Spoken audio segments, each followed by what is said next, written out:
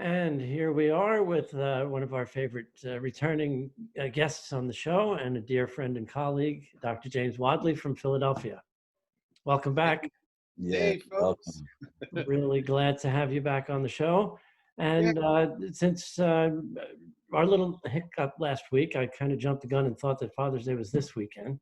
I was thinking it was because of the ASEC conference that ended up being canceled because of COVID. There's Right. always, we always cut short because of the overlap Was it for Father's Day? Father's Day. Uh-huh. Remember, Yeah. this year it was before Father's Day, but I still got it wrong. You forgot that you remembered that. So I forgot that I remembered. So Yeah. last week we talked about a program that we still have on the slate called Daddy's Little Girl, the role of fathers in the healthy sexual development of their daughters.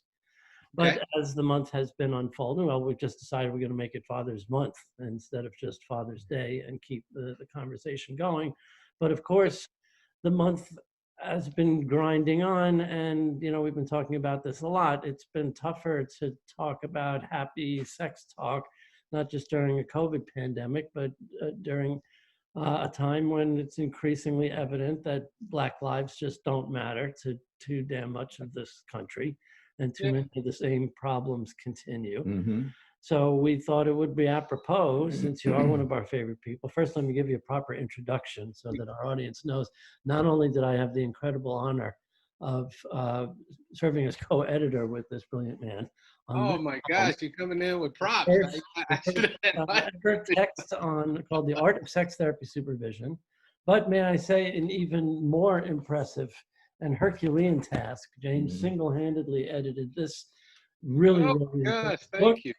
The Handbook of Sexuality Leadership, which I hope will be read far and wide by any sexologist, anyone teaching, anyone doing therapy, anyone talking about sex, because it's something that's been critically lacking in a field that is, though relatively new, has been kind of stale in the latter part of the 20th century. I also want to include in your intro that you are the founding editor of the academic journal, the Journal of Black Sexuality and Relationships, as Yeah. well as the founder and principal of the Association of Black Sexologists and Clinicians.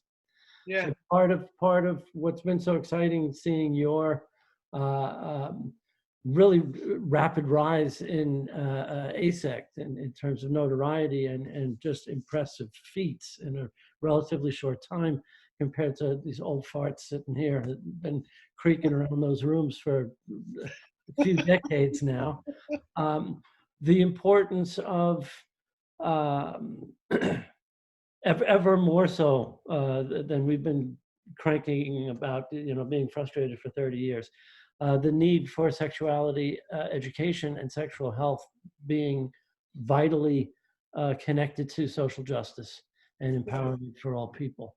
So if we could start with that and ask you to talk about just how the organization and the journal came to be, and then maybe we can talk about fathers' roles Yeah. in the healthy sexual development of their sons, particularly for Black sons in a country where it's still not safe to be driving while Black. No, it's not. It's Or really walking, or standing, or bird watching, or even sitting in your own bed. Fucking Sleep job. in your own bed. Yeah, it's hard. This has been a difficult month for many different reasons that you just named, in terms of being quarantined and struggling with the pandemic and trying to help educate my 7-year-old who's being homeschooled, and then with the continuation of Black bodies being slain in any number of different fashions. And I think what the part that hit me last week or the week before was that in working with 2,500, 3,000 mental health workers, educators, therapists, whatever, I don't know, it just felt too quiet. And that silence is the same silence that I've experienced in kind of maturing in the field. Silence and invisibility. So I think I mentioned this on, I don't know, I was talking to somebody else that, whether it's textbooks or professors or supervision or SARS or whatever, rarely do I have an opportunity to see people who look like me. And so I postulated or speculated that one of the reasons why our field has so few Black men is that there is a proverbial knee on our necks where, again, it's hard to see images of ourselves and hard to be around people like ourselves. And so one of the main factors that has driven me to do this kind of work is that I wanted to see folks who look like me. And I wanted to read material about folks who look like me. And I wanted to have professors and supervisors or whatever, and it's freaking non-existent. So for whatever reason, I've kind of taken it on to, try to have, those sensitive conversations. And yeah, I'm sorry, my 7-year-old just came down. I don't know if that's allowed on the podcast. Is that You're allowed? welcome. Sure. Hey, Cairo, you want to show your face to millions and millions of people around the world?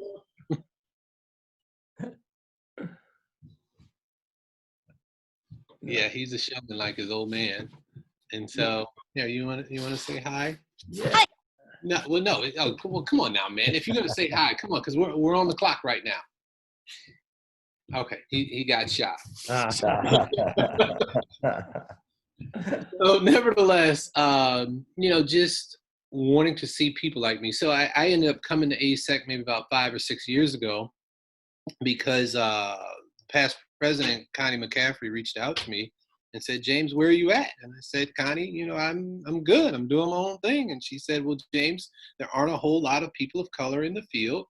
And I learned about the journal and I want you to come on aboard.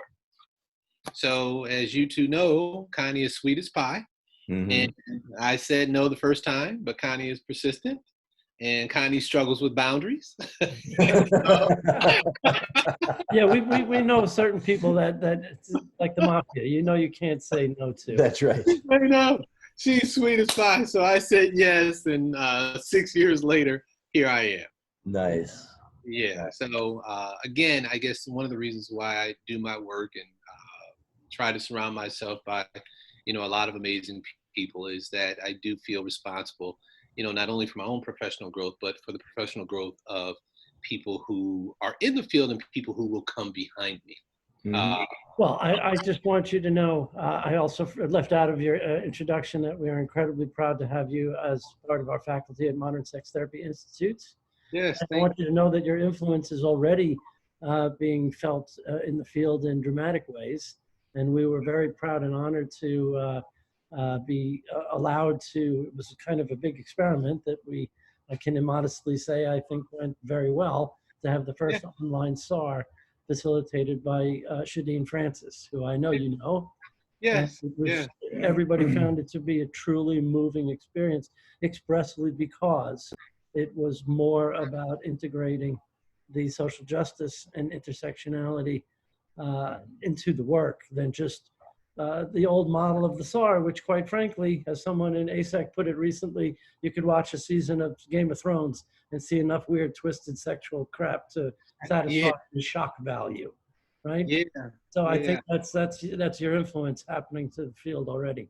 Yeah, Shadeen is awesome in her own right. I guess I met Shadeen maybe about 4 or 5 years ago. She came to my conference in Philadelphia, and she's amazing. She's bright, she's talented, and she's gifted. So there's that.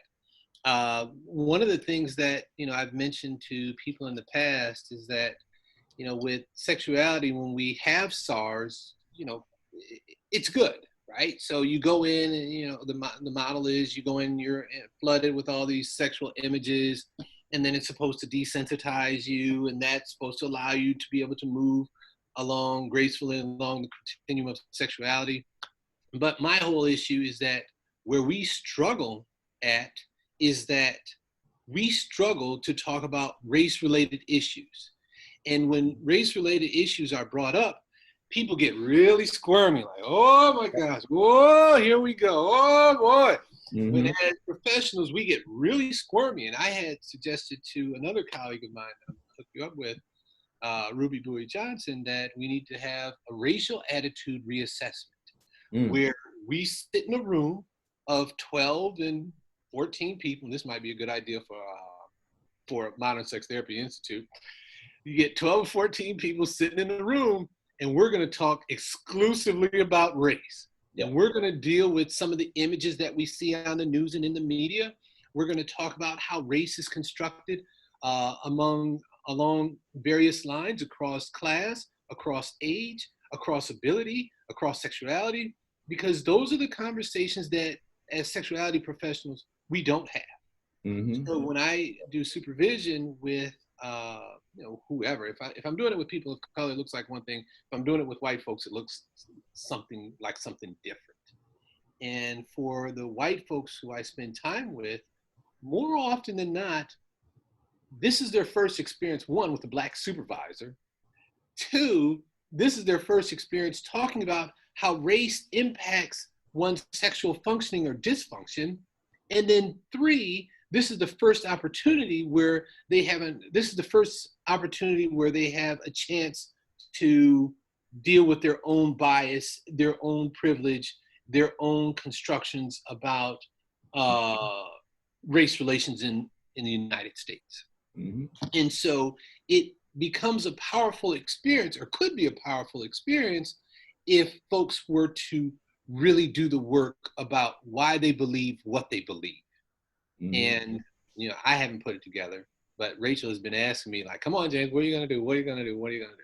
So maybe that's something that you all might consider to do. Another one is difficult to say no to. Right. So, let me go ahead, because I want to, speaking of, again, maybe hopefully something that is a little squirm worthy.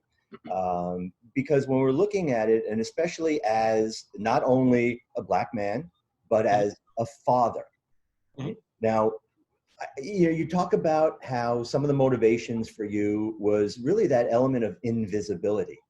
But it seems to me there's also an equally problematic piece to all of this of visibility, because I don't know that I can think of anything more threatening to society at large than an empowered, masculine Black man. Black male sexuality and Black masculinity in general is very, very threatening. And I personally have a lot of difficulty seeing a line or a distinction, between empowering Black men and Black men becoming threatening. Right. Because we see, even along class lines, right? You look at, Snoop Dogg's kids, you look at Ice Cube's kids, you look at some of these kids that they're rich kids, first and foremost, until they hit adolescence. Then they become Black kids. Right. And I think there's a real, I don't even know what to call it. There is this process, there is this belief that's part of this social structure that is just so deeply ingrained that I just have to ask if we can break that, and how. Right. And we can't break it. So our country was built on racism. Mm-hmm. And you can still feel the effects of racism, or see the effects of racism, obviously with the events that have had not just happened in the past 4 or 5 years. I mean, hell, it's been happening for 400 years. Yeah. But we're getting never really stopped. We're getting example after example after example after example after example.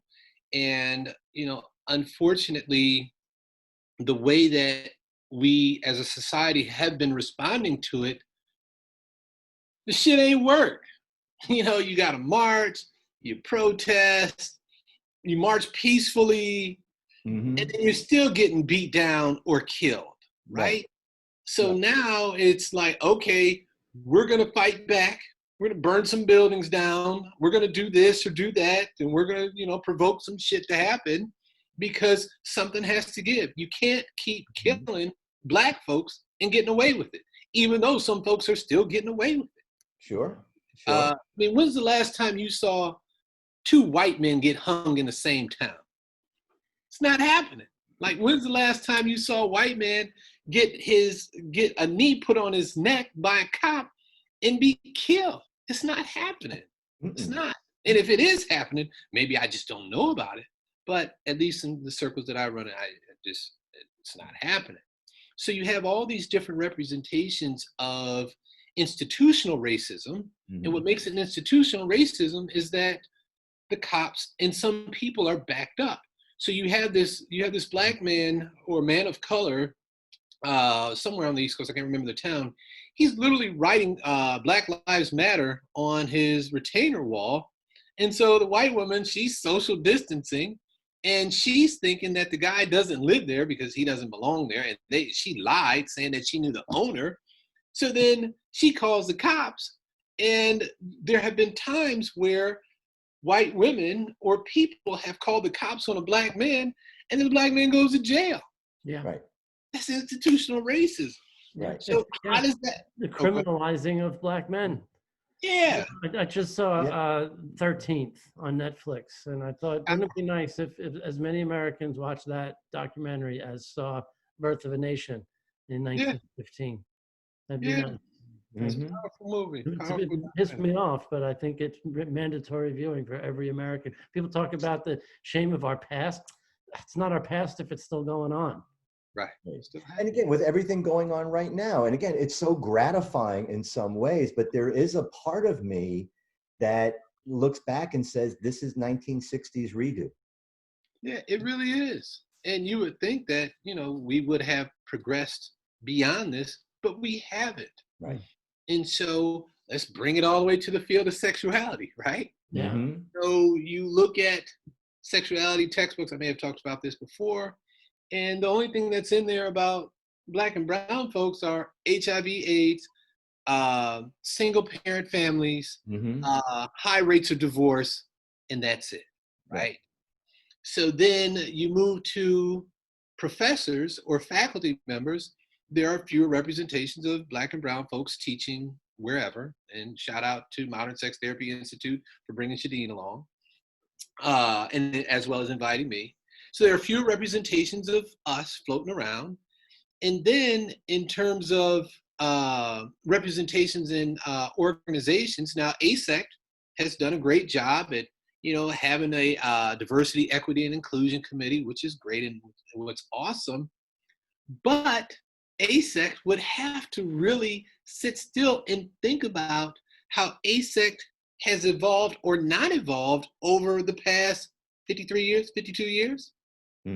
So ASEC, when Margaret Sanger came along, Margaret Sanger had her issues with some folks of lower socioeconomic status brackets, and usually those folks of lower socioeconomic status brackets, and more often than not, they were black and brown folks. And, some folks say that she was awesome. Some folks say that she was something else. Well, hell, let me call it out. So eugenicist, let's call it out.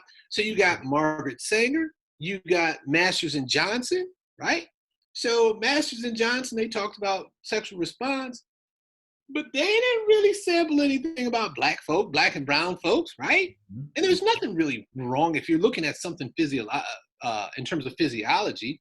No one would ever say, well, there's a different physiological response between Black and brown, or between Black folks and white folks, or brown folks and white folks. Right. But then in terms of aesthetics and attractiveness and hair texture or texturism. So if the texture of my hair impacts or influences how positively or negatively I feel about myself, making the assumption that the closer you are to being white, the more valued you are, then the kinkiness of my hair may be problematic, or the hue of my skin may be problematic. So nowhere in my training did I have conversations about texturism or colorism, which is what I'm describing, right? So then if there isn't any if the pioneers, if they're all, or the majority of them are white, if the textbooks that we read are predominantly about white folks, and there are fewer message about people of color, and just about those three concepts that I named, if the faculty in these training programs are mostly white, then for a person of color to come into a field, doesn't see him or herself, then what are we really doing, right? And so let me take it a step further, right? So in somebody else's podcast, I use the example of you two dating at all? You two on any apps or whatever? Not on apps. No, I got me a lady. All right, sorry. So I'm not trying to get anybody in any trouble. All right. So let's say you go on a dating app, right? And you want to swipe right. You find somebody you like, and you meet that person, and the person asks you to come over to his or her house, right? So you go over to the person's house, and you have a really nice time. It's really nice. You have a good time. Maybe you have sex. Maybe you don't. Whatever. You have a nice time. So then you go home and you continue to chat with the person, and the person says, well, come on over to my house and we'll have a good time. And you're like, okay, it's cool. So you go over to the house and you kind of do the same routine. You hang out, whatever. You go home. So then on the third date, you say, well, look, I've been to your house a couple of times. So why don't you come over to my house? Why don't you come over to my house for our date? And the person says, well, no. I don't know if I'd feel comfortable coming over to your house. And you're like, what? Like, what do you mean? And the person says, well, I just don't know if I really want to be in that space with you, right? So then with organizational wise, ASEC, Quad S, STAR, WAS, they're really good about inviting people of color to come to their conferences and come to these different events or whatever. But the moment someone of those organizations is asked to come to Sex Down South, ABSC, Poly Dallas, or any of the spaces that are predominantly people of color, so whoa, I don't know if I want to do that. So to me, You don't know how long I've been dying to go to St. Thomas, man. It's exploitation. So it is. If you're only inviting people over to your house and you haven't made an attempt to go out to meet those people in those spaces, it's exploitation. So here it is. You have these institutions or these organizations based upon white supremacy and institutional racism. That's what it is. So when people of color come, we can't keep them. You can't, because there aren't enough images or representations of them to keep them. I had somebody back channel me after I sent that message. What was that, last week or the week before? And they're like, James, we should have more scholarships for people of color, yada, yada, yada, yada, yada. And I'm like, look, it's not about the scholarships. I mean, the scholarships are good. It's fine. Everybody shell out some money for some scholarships, get more people of color. Fine. I'm not saying anything about it. But what's needed is that people of color need jobs. They need fucking jobs. So some folks in our field have had a 53-year head start in the field in carving out pathways. So what would it be for us to reach out and say, hey, you know what? I got this hookup here. You can come and do this. Just because there aren't that many people of color in the field. I don't need a couple $100 to come to a damn conference, and I know good and damn well I can't afford to go to the next conference. I need a damn job. Give me a damn job. Or if you can't give me a job, help me create a job. That's what makes Rachel so awesome. Rachel's got 100 ideas. Or at least a place to be. I mean, what I hear and what you're saying is that it's one thing to be inviting, but it's another thing to be accommodating and actually have something. Okay, you invite people to your table, but what are you giving them once they're there? What are you offering them? What is there for them after that meal? And that's, I think, what's seriously lacking. And I agree. And I think that's part of, there's both explicit and implicit bias. And I think this is a very much part of that implicit bias that strikes me in a lot of ways as these people who, I think a lot of them know it, and a lot of the people don't realize their implicit racism, when they shoot down, something like Black Lives Matter with the old trope of, well, all lives matter, right. Which is really just a veiled and in many cases not so veiled attempt to maintain the status quo and keep things as they are, which is this created, stratified, racially unequal society and social structure. Yeah, that's crap. All it says is your movement is bullshit, and stop complaining. And yeah. Right. Yeah. When some folks had written about all lives matter or whatever, you, you got to pick your battles.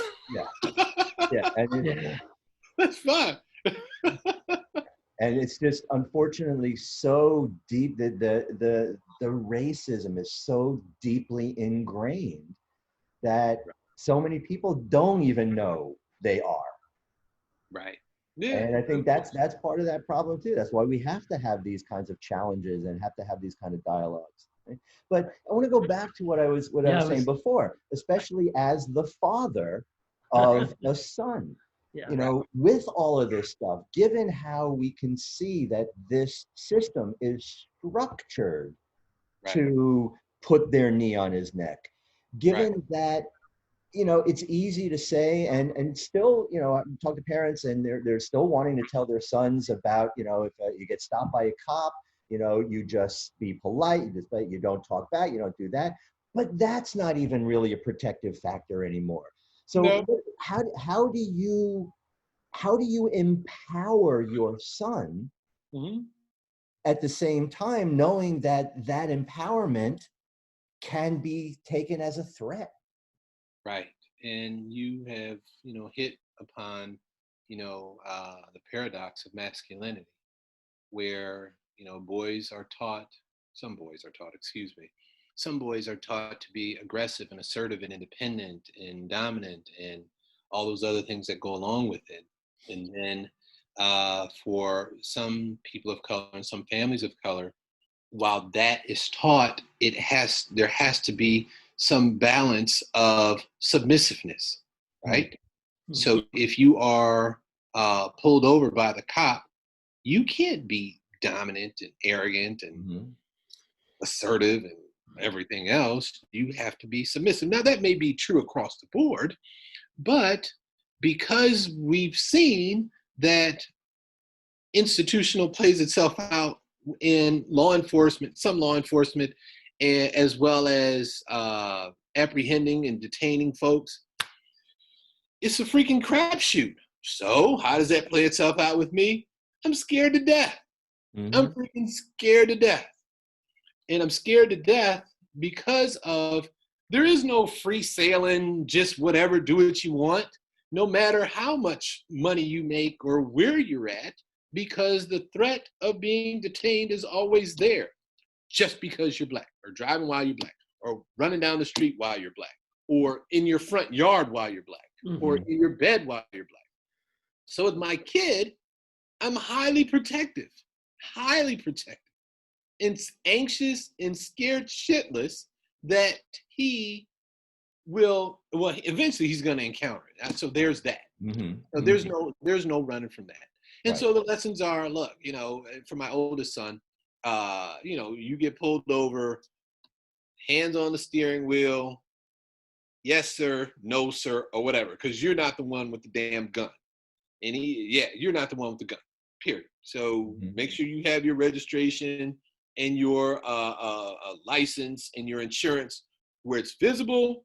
Keep them all together, so that way there are fewer motions in your car and you're not searching for shit. So pull it out, hand it to them. Yes, sir, no, sir. Hands together in prayer, right? So, and then with my youngest son, who's 7, I'm still scared. And hell, I'll tell you, we're pretty codependent, because when all this shit, I mean, it's been going on for 400 years, but when Trayvon Martin got killed several years ago, I was shaken, right? So in real time, I have a codependent relationship with my kid. I follow him everywhere. I just want to be around him. And I'm highly monitoring what he's doing. Would I ever have, if anyone had asked me if I would have ever ended up like that as a parent, I would say, hell no, I would let my kid run anywhere. Because that's what I used to do. I used to ride my bike all over Toledo, Ohio. But now that I'm a parent and as an adult, I am on it 24/7, 365, watching. And as a matter of fact, we got pulled over one time, and we were driving through West Philadelphia, and the lights were flashing. I'm like, oh shit, not now. So the cops walked up on both sides of the car. And at the time, you know, my son, he was enjoying the lights because he was 5 years old. He was 6 years old. He was enjoying the blue and red lights. So, you know, he said that, and I was wrong. I ran through the damn stop sign in a hurry to get to wherever. So the cop was cool and nothing happened. When I tell you my anxiety went up to here. That right there is an experience that people have to, I think, have a better appreciation for. You know, you and I driving down the street, I see a cop in my rear view mirror. I'm worried about getting a ticket. You see a cop in your rear view mirror, there's got to be that anxiety about dying from I'm worried about dying and getting never drink. Well, I don't drink, not really. I don't smoke, right? There's never going to be any drugs in my car. But there's been so much shit to happen to law-abiding citizens right. that something could happen. Mm-hmm. So then I get detained. My kid goes down to DHS. And then what does that look like? Mm-hmm. Right. And there really seems to be this damned if you do, damned if you don't. Right. Which is why people rally and protest, and how some people even riot. Mm-hmm. Yeah.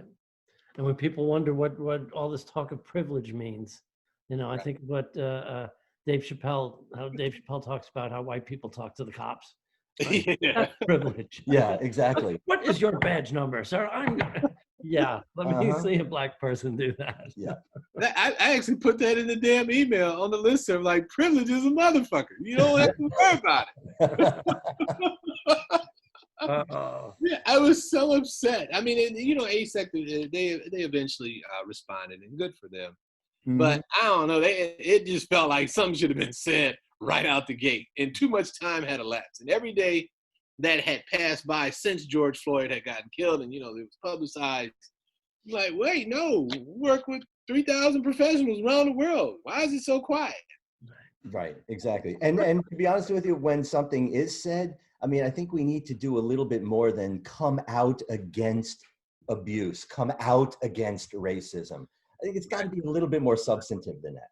Mm-hmm. But then, you know, I've said to in any number of presentations I've had, hey, I'll say to folks, you know, in the field, I'm like, all right, well, how many people of color do you have are friends? And, you know, I said, well, take me off the table because I'm friends with every damn body. Yeah. So if you don't know anybody more than me, that's bad for business. If I'm your only black friend, that's a problem. That's the starting point. Right.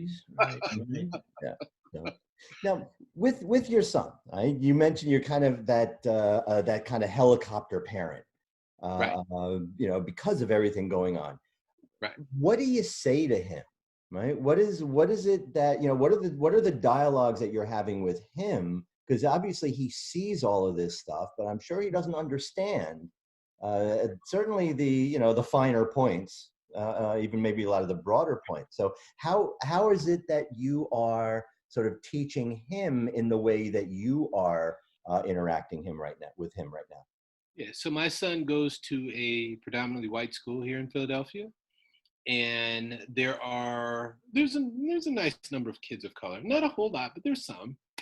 And so my wife and I, we have many discussions about how Black is beautiful and how you come from a great family who does A, B, C, D, and E. And we're intentional, while he goes to a predominantly white school, we're intentional about pairing him with other Black kids, like on the weekend. Now, that doesn't mean he doesn't have fun with his white friends. I'm not even suggesting that. But we want him to be comfortable in his own skin as he gets older. And so part of that comes from my experience going to a predominantly white school, right? Mm-hmm. So I was the only Black male in my class. And so because I didn't see as many representations of myself, right? So I would come home, and you all know what Dove dishwashing liquid is? Sure. So I would take Dove dishwashing liquid and I would pour it on my arm to scrub the blackness off my arm, right? So I knew back then that Black bodies weren't valued, right? Because if they were, I wouldn't be doing that. Right. And so it wasn't until, I think my mother caught me one day was like, hey, what are you doing? I said, well, you know, I'm trying to make my arm lighter. And she was like, no. So then, you know, they had me doing all these different cultural activities or whatever and putting me around more people of color. So race, you know, kids know race by the time they're what, 5 or 6, and they can have somewhat of a an elementary school dialogue about black, brown, yellow, white, or whatever. It's not all that. It's not adult like sophisticated, but the kids know, right? So in terms of him valuing his hair, right? So we let him grow his hair out, and he has this. Well, he used to have this huge afro, and then we just cut it last week or the week before.